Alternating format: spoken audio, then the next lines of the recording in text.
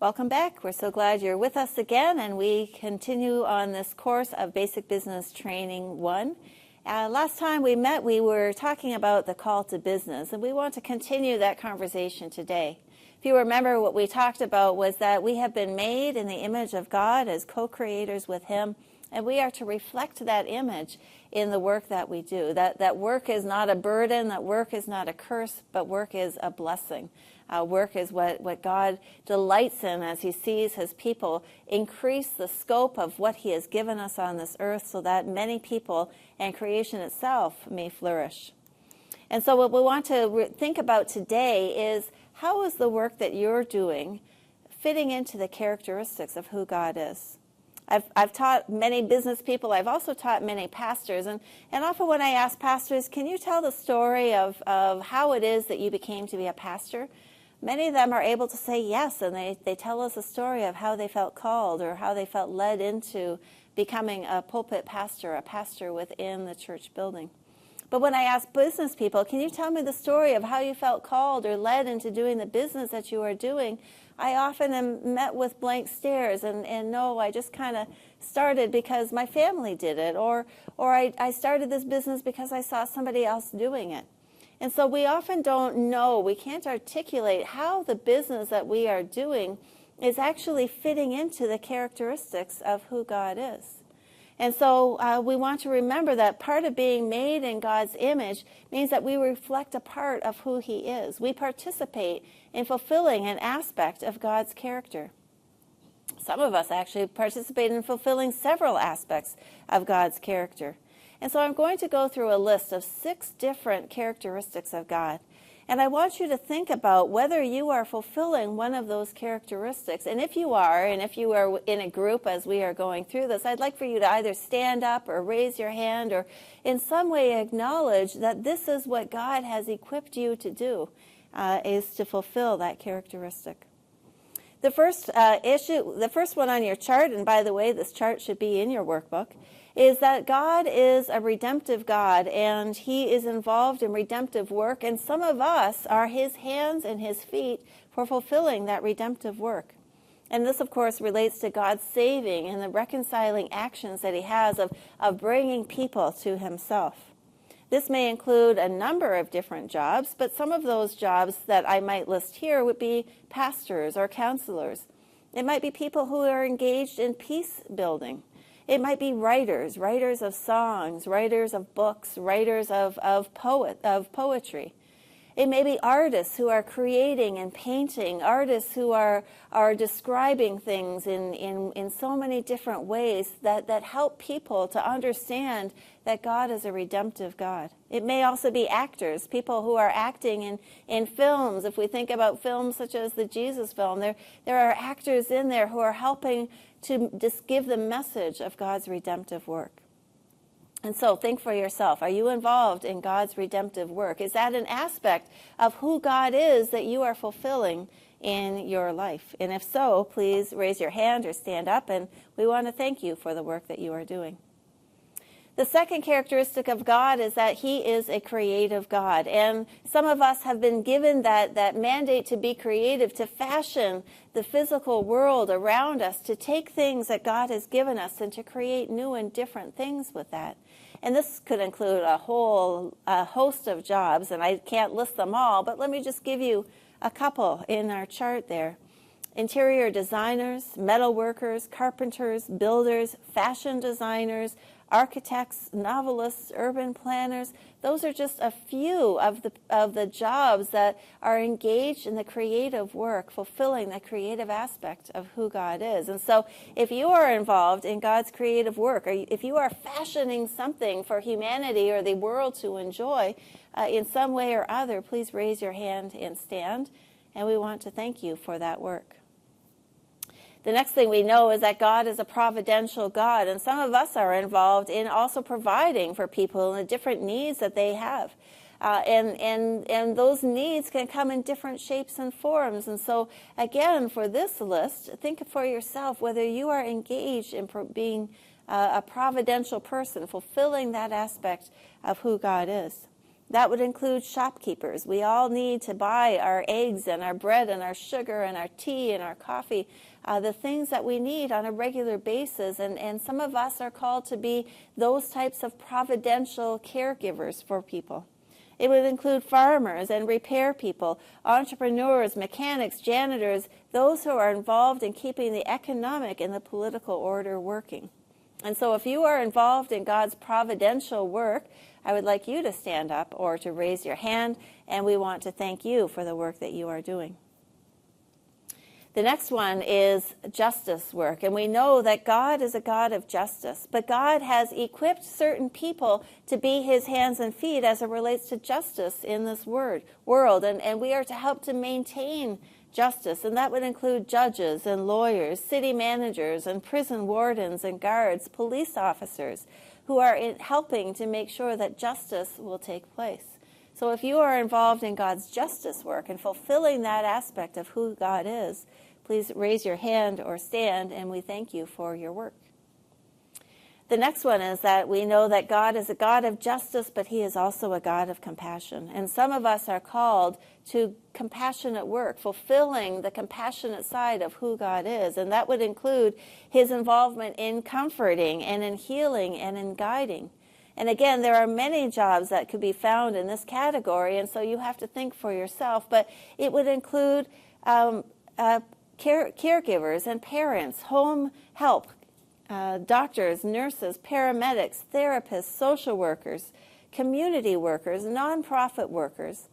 If you are involved in comforting, healing, or guiding, then please raise your hand and know that you are involved in God's compassionate work, and we thank you for what you are doing in that. The last category that we want to look at is that God reveals himself. And so some of us are involved in that revelatory work where we help people to understand who God is. And so he works to enlighten us with truth. And that could include teachers, and it could include preachers and scientists.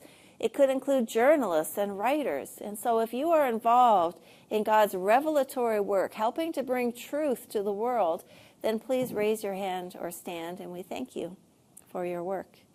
And what we can see is that there are many people who fit these roles that are not necessarily Christian, but that doesn't mean that they are not participating in some way, whether they know or not, in fulfilling what God has asked us to do, whether it's creative work, providential work, compassionate work, or justice work.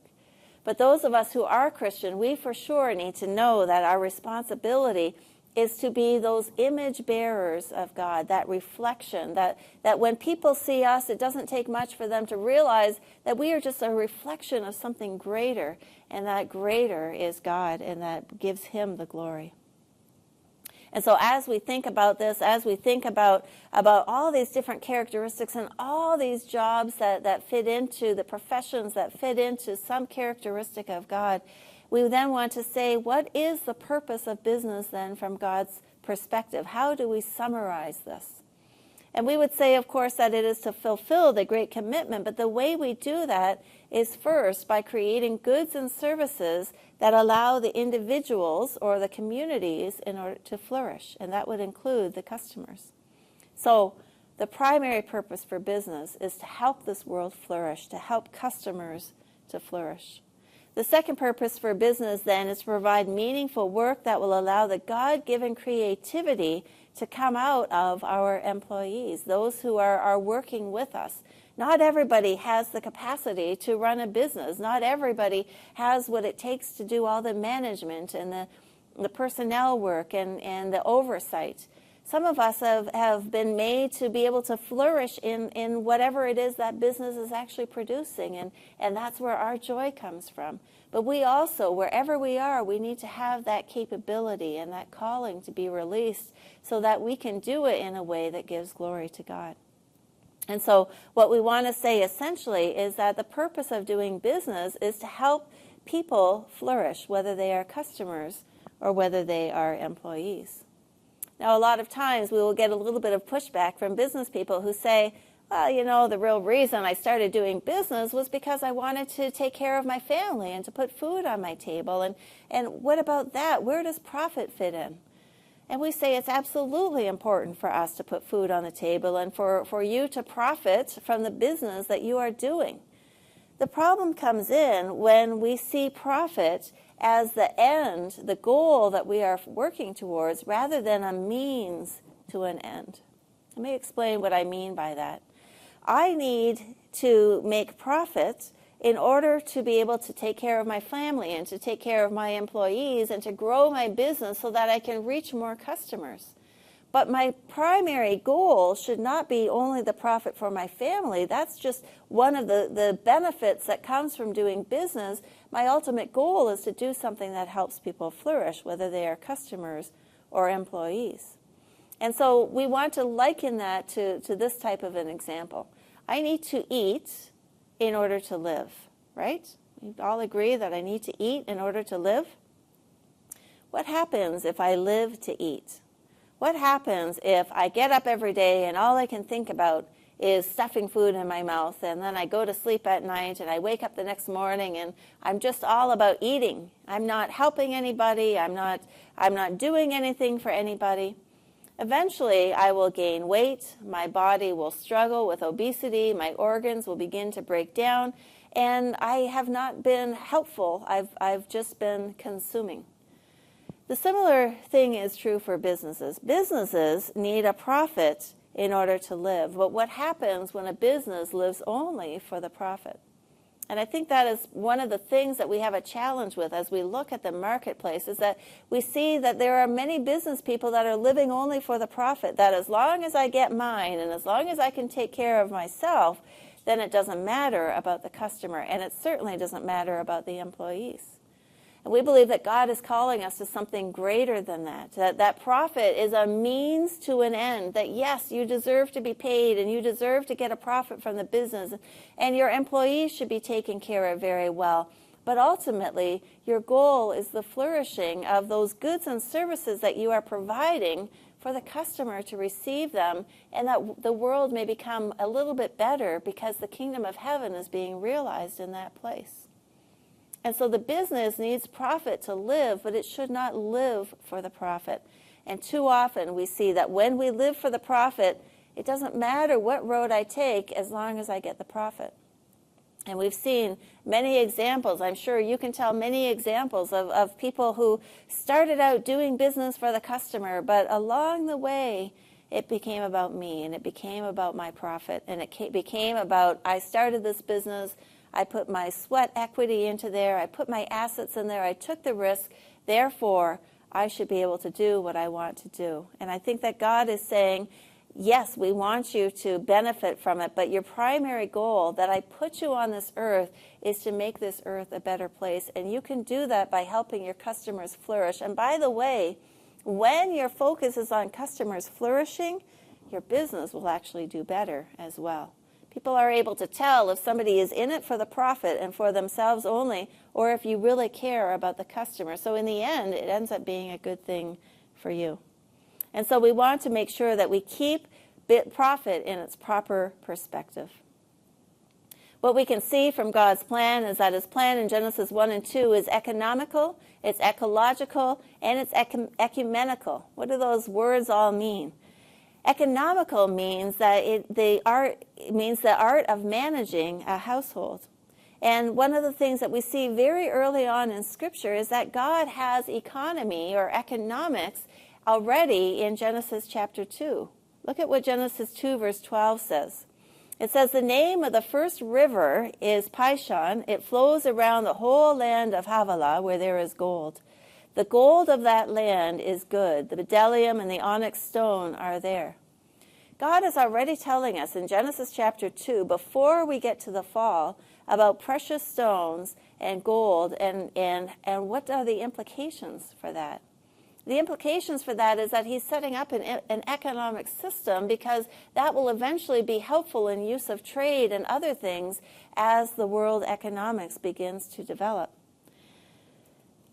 The second thing we know is that his plan is ecological, and we know that means the management of the earth and resources, that we have been called to be stewards, and that is something that we need to continue to keep in mind. And we also believe that it's ecumenical, which means that it pertains to the whole church, that that the plan from God is that this is not for one denomination, this is not for one people group, this is not for one tribe, but this is for all of us who claim to be Christ followers. As we go further in that and we think about the role of what business is playing, we think about who the primary players are in alleviating poverty. Who are the primary players in promoting peace? And often when I ask this question of business people we are teaching or in churches, we ask the question, the primary players of alleviating poverty, we think about government. Government should be alleviating poverty. But where does government get its money? Well, government gets its money from the taxes of the people. Where do people get their money to pay taxes? They get it from their work or from their businesses. We might think that the church is a primary player in alleviating poverty, and the church also does a lot of work in that, but where does the church get its money? The church gets its money from its people. Where do the people get their money? They get their money from their workplace or often from business. And so we can see that a primary player in alleviating poverty is business, not for the short term in terms of helping somebody out for a day, but through jobs and through positions and opportunities to work, and in response, we are able to get what we need to help provide for things. Who is a primary player in promoting peace? And while again, we often think of the government is responsible for promoting peace. And it's true that the government plays a role in that, but they often are more reactive. They react to situations and intervene at those times. Who else is engaged in promoting peace? Again, we often hear people say the church. And yes, the church also is engaged in promoting peace, but often, again, it's at a time of when there's a conflict or a crisis. And so when I think about promoting peace, who is essentially involved in promoting peace? You might guess this based on what you've heard so far from me, but I'm going to say business has a primary role in promoting peace. How do I come up with that? Well, I don't know if you remember, it was a number of years ago when the Arab Spring happened. And what happened was a conflict started in Tunisia and ended up rolling from country to country in northern Africa. And the way that started in Tunisia was with a man who was selling vegetables. And he picked up his vegetables that morning and he was going to sell it on the street. And he actually had to take a loan to start those vegetables. They were not his. He was taking them on commission and he would pay the person back. While he was out on the street, he was selling these vegetables, and a police officer came to him and said, "Where is your license for selling these vegetables?" Well, the man kind of looked around. Everybody was selling. Nobody really had a license. That really wasn't something that was enforced. And that police officer decided, because he could not produce a license, to confiscate all of his vegetables. And that man was so devastated. We don't know the whole story of his life that led him to this point. But he went to the Capitol building for the government. He doused himself in gasoline and he set himself on fire. 2 weeks later, he died, and people were outraged by what they heard and by what they saw. And it started a revolution that said, we are angry about the fact that we are not able to work. We are not able to even buy the vegetables that we need to sell. We have to take it on credit. We are being harassed by different police and government leaders, and we've had enough. And one of the things that we see in country after country where there happens to be conflict is that often conflict comes when people are not able to provide for themselves and for their children. When you threaten my livelihood and you threaten my ability to take care of my family, that's people will then begin to fight back, and that's where you'll have demonstrations and protests. And so we can see that business plays an essential role in promoting peace, because business produces jobs which allow people to take care of their families and allows them to be fulfilled in who they are, and peace then comes. And so we have to remember the fact that business is critical for both alleviating poverty and for bringing peace. There are initiatives, there are inventions, the businesses that sustain them. In business, it meets real needs. Business people are in the business of solving problems. They are problem solvers. Somebody said that every social problem is a business opportunity, and that's true. We look at the world and we can see things that need to be fixed and how to fix them.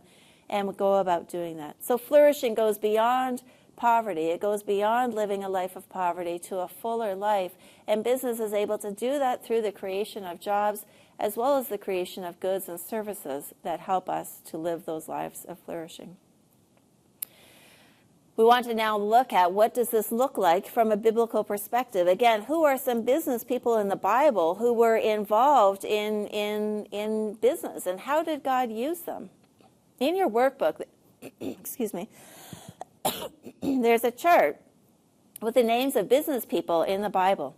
We're not going to go through all of these together right now. We'll just go through a few, but take a look at your book. Some of the people that we want to take a look at are Abraham. We want to take a look at Joseph and David. And there are so many more. The Bible is full of God using people in the Old Testament and the New Testament through their business to establish his kingdom and to spread the word of who he was. We often don't think of these people as business people, but they certainly are, and I hope that you'll come to see that as you do this chart with us. The first person is Abraham, and what we know is that in Genesis 12:16, we learn that Abraham was a herdsman, and he had sheep and goats and cattle and donkeys and camels. Abraham was not a small herdsman. Abraham was a huge herdsman. He had many of these, and of course, having many of these, he also had to feed them, and so he had crops that he was also growing and planting, and had many people that were helping him to care for his entire operation. It says in Genesis 13, verse 2, that he was rich in livestock, in silver, and in gold. And so we don't think he was into mining, but he probably had silver and gold because of all the trading that he was doing with the livestock. But Genesis 14:14 is a very interesting passage because it indicates that Abraham had 318 trained men that were born in his household and were employees of him doing security work. Now imagine in your household, if you have 318 security men, how big is your entire household? And so we can imagine, and people have estimated, that Abraham's household was likely to be about 5,000 people. And that included many of the people who were involved in the animal care, in the feeding, and of course we had the women and the children in the household as well. Abraham was the mayor of a small town in some way. When we see the word household in Scripture, we believe that there is a correlation to that in business because many businesses were taking place within the household itself. And so when you think about the word household as you hear about it, imagine that Abraham's household had 5,000 people and he was caring for them physically as well as spiritually. And what we can see is that Abraham had what we would describe as a quadruple bottom line, and we talked about that in the earlier sessions. And so we want to describe what that looked like for Abraham. He had a social bottom line. He fulfilled the great commandment because he cared for his neighbors and he fought for them. He was willing to put his many things at risk, his own army of security at risk in order to do that. Abraham had an economic bottom line. He clearly was very successful. He was a wealthy businessman. He was not giving things away. He was making a profit, and with that profit, he was adding to what he was doing to the point where he grew his business, his household, to be about 5,000 people. He had an environmental bottom line. At that time, it was more about using the land than protecting the land, and he made good use of the land. And lastly, we see a missional bottom line. He kept God on the throne, even though he was wealthy and successful. In fact, when God told him to move, he moved. He could have said, my business is here, my customers are here, my suppliers are here, I can't move. But when God told him to move, Abraham moved. Then, imagine, at the age where he had finally had Isaac, his son, and God tells him to sacrifice his son.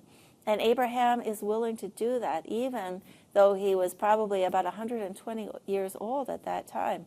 And Isaac, who was not a child, as the pictures often portray, but we believe he was a young man, willingly let himself go onto that sacrificial altar because Abraham had raised him in the faith and had communicated that faith so that Isaac was able to believe that for himself. And so we see a beautiful example here of a man who is wealthy and successful in business, and yet God remains on the throne of his life. And of course, Abraham is made into what we call the father of nations, and God makes a covenant with this wealthy businessman in order to bring about this father of nations. And his family, our patriarchs, Isaac and Jacob, they continue the family business. What about David? Was David a businessman? Well, with David, we know and we understand that he was a shepherd, of course, and so he was involved in the family business. But it doesn't stop there. David was also an artist. He was a talented harp player. He was a writer. He was a poet. He was a warrior, and actually he was a man of war, and he led the Israelites in many battles. He had good judgment. He was courageous. He was loyal, and he was faithful. But I really like the story of David when we move into David and Goliath, and we look at the reason for why David killed Goliath. Now, growing up, we love to tell that story to children about why David killed Goliath. And I was always told, of course, that David did it because Goliath was blaspheming God. He was speaking ill about the God of the Israelites. But what we want to understand from 1 Samuel 17 is that the reason goes a bit deeper and a bit further as well. When you read that story, it's the story of when David is being sent to where the battle is taking place between the Israelites and the Philistines. And so David is called by his father, and he said, David, take this bread and this cheese to your brothers who are fighting. They need some food and some nourishment for them. So David goes out there, and as he's approaching where the fight is taking place, he can see that the battle has been stopped, that there's not a lot of movement, and he can see this very big, tall man who is shouting some things to the Israelites, and he doesn't really know what's going on. As he gets closer, he begins to hear people talking, and he overhears a conversation that says that the person who kills Goliath will receive a lot of money, they will not need to pay taxes, and they will get the princess. David's thinking, all right, that's interesting. I'm not really sure I heard that correctly. So let me go over here and ask these people. Excuse me, I heard something about the person who kills Goliath. Can you tell me, what will the person get who kills Goliath? And those people tell David, well, you're going to get the person who kills Goliath will get a lot of riches, and they won't have to pay taxes, and they'll get a princess. David's thinking. He keeps walking. And then at that point in the story, you can read it for yourself, his big brother Elias sees him. And Elias sees David, and he sees him talking to people, and he says, hey, you, what are you doing here? Go back and take care of those few sheep that you have. Meanwhile, David's delivering bread and cheese to him, and David becomes the little brother, and he kind of says, what, can't I even talk? But David is not stopped by Elias's roughness to him. And now he goes to yet one more person. He says, I think I've heard something. I just want to be sure. What will happen to the person who kills Goliath? Great wealth, no taxes, and the princess. Well, by now, word comes to Saul that this young man is out there asking about the reward, and Saul is curious, and Saul calls for David to come to him, and they begin to have the conversation that is recorded there where Saul tries to give David his armor, and it's too big. And at that point, David agrees to go do this, and he picks up the 5 smooth stones and kills Goliath. And so what we see is that there's a quadruple bottom line for David. We see a missional bottom line. Goliath was disrespecting God, and that was not okay with David, and so he was going to do something about it. But that was not the only reason. There's a social bottom line. David's people were being stopped by Goliath, and it was affecting all of them. That war was not able to go on. That battle had stopped. And so David was going to do something about it. We see an economic bottom line for sure. Great wealth, no taxes, and a princess. That had to have factored in to David's mindset as he was considering the risk that he was going to be taking to go out there and do this. The one thing we don't really see is an environmental bottom line. Now, we know that he used the stones from the environment, and we know that he made use of the environment in different parts of his life, but certainly we can imagine that Goliath was a very tall man. When David knocked him out, he fell down, he killed some weeds, and at least there were some few less weeds in the world. But what we want to point out here is that David is a man of God, and yet he has this quadruple bottom line, and he wasn't just rushing out for one situation only because of the missional component, but he factored in different opportunities, and that's what makes a good leader. A leader takes risks as they factor in all the different components. Next, we can take a look at Joseph, and Joseph, again, is a leader who has so many problems, and he's in a place where he's in captivity, and things are not easy for him. He can't help but being a leader, though. When he was with his brothers, he tried to lead them. That didn't go very well. They sold him into slavery. Then he's in Potiphar's house, and he becomes a manager in Potiphar's house, but that ends very poorly, and he ends up in prison. In prison, he becomes a leader again, and he becomes a leader in the prison, and he's left there for many years until finally he is able to interpret Pharaoh's dream, and he is released from prison. He is set to be second in command to Pharaoh to interpret this dream, to follow through with the 7 years of plenty and then the 7 years of drought. Imagine. Here is this man who has been in prison, who is a slave, who has had this really rough life, suddenly, as an Israelite, being second in command in Egypt. It's an amazing thing. Joseph was willing to be a leader, even if the people he was working for were not his own, even if he didn't maybe particularly like the leader, but he continued to use his gifts and talents, whether he was in Potiphar's house, whether he was in prison, or whether he was working for Pharaoh. And so we see a social bottom line for Joseph. We see that many lives were saved because of the work that he did, because of the immense management of 7 years of plenty, which then later had to be immense management of 7 years of delivering this food to nation upon nation who needed that food in order to survive. Joseph also had an economic bottom line. We read in Genesis 48 that he made the Pharaoh to be very rich. The trading that he did with the food ended up in the Pharaoh owning all of the money, all the animals, and all the land in Egypt, as well as the surrounding areas. He had an environmental bottom line. He knew very well how to help the land to protect the food so that it would be good 7 years later, and maybe another 7 years, 14 years from the time it was started until all of it was delivered, and be able to protect that food. And of course, a missional bottom line. Joseph continued to serve God and love God. We can see in the Old Testament then that there are many people who are engaged in business and doing business. In fact, the first time we see the Old Testament gifting and filling somebody with the Holy Spirit, and that person is not a prophet, that person is not a religious person, but that person is a craftsman. In Exodus 31, 1 through 5, we see that God says, I have chosen Bezalel of the tribe of Judah. I have filled him with the Spirit of God, giving him great wisdom, ability, and expertise in all kinds of crafts.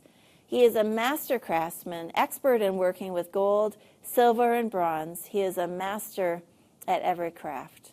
And that's just a brief glimpse into some of the people in the Old Testament and how God has gifted them to be doing business in a way that is also engaging with their faith and doing their work and faith in a combined way. And so we give thanks for that. And as we come to the end of the session, we just know that in our next session, we are going to be looking at Jesus and his role in work as well, and his role in business as well as some others. And so we want to stop here and close here, encourage you to take a look at that chart in your book and look at some of the others even that are listed there from the Old Testament. The Old Testament is full of business and business people. And what we have to do is learn to see with those eyes and those lenses of what it looks like when we understand that God is a God of business. Thank you so much for your attention this day, and we look forward to seeing you in our next session. God bless you.